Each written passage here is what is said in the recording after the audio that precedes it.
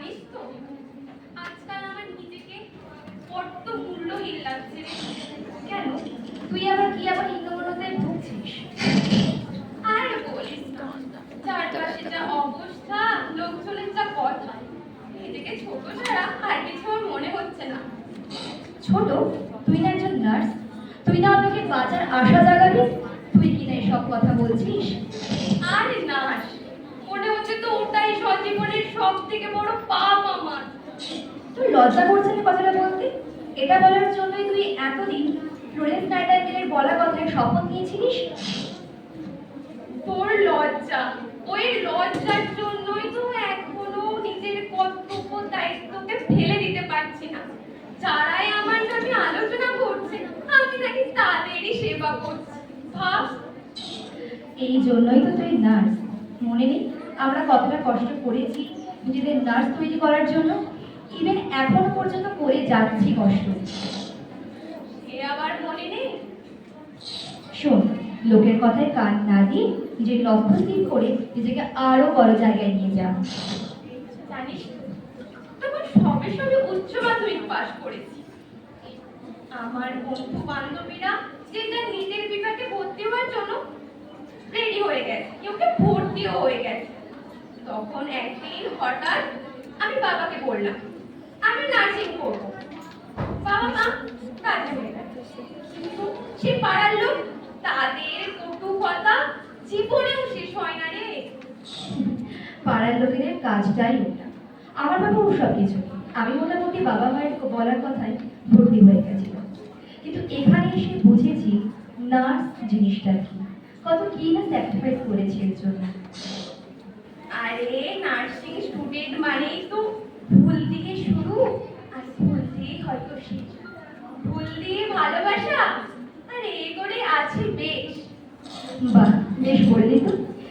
জানিস তো, যে মেয়েটার একদিন ওয়ার্ডের গন্ধে বমি উঠে আসতো, সেও নাকি একদিন ওয়ার্ড চালানো শিখে যাবে। কি মজার, তাই না ব্যাপারটা? সত্যি। আর আমাদের এক্সট্রা ডিউটি, সেটাই জানে আমাদের ছুটি নিয়ে বাড়ি যাওয়ার কতটা মানে।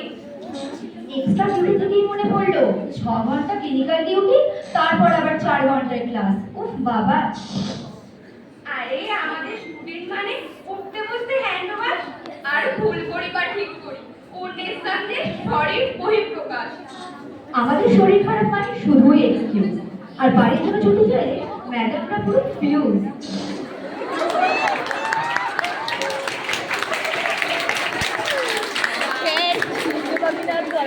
মনে হয় না এত নিজের জিনিসপত্র গুছিয়েছি, যতগুলো না পেশেন্টের পেট গুছিয়েছি, তা আবার মিটার গণনা করে ভাবা যায়?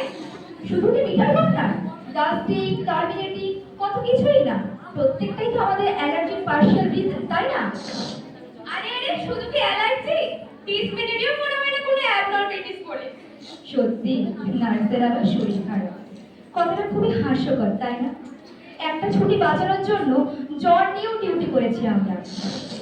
আর আমাদের রুমটা জানে কতটা কষ্ট করে, কতটা স্যাক্রিফাইস করেছে শুধুমাত্র অন্যের সেবা করার জন্য। আর বাড়িতে বাইরে কত অনুষ্ঠান, কত ট্যুর যায়, সবকিছু থেকেই যেন নিজেকে এখন বাহিরের খাতায় মনে হয়। এই যে এত কিছু করি, সেগুলো কি লোকে দেখতে পায় না? তাদের কিছু কিছুই করে না। কখনোই না।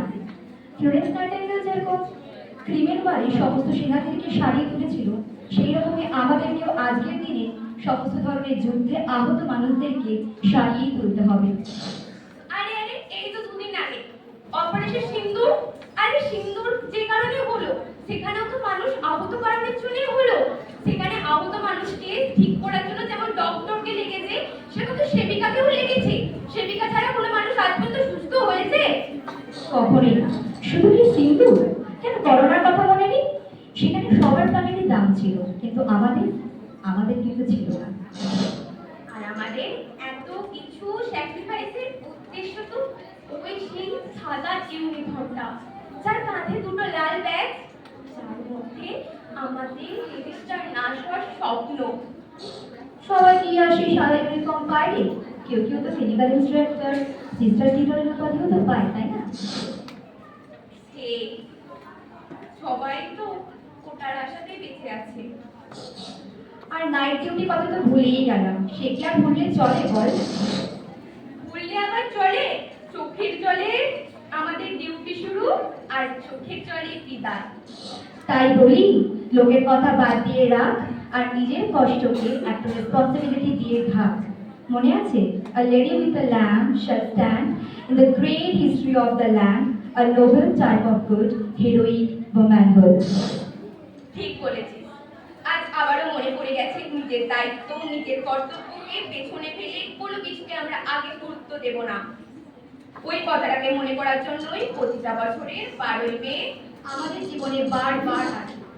Happy nurses day to my all nurses. Thank you.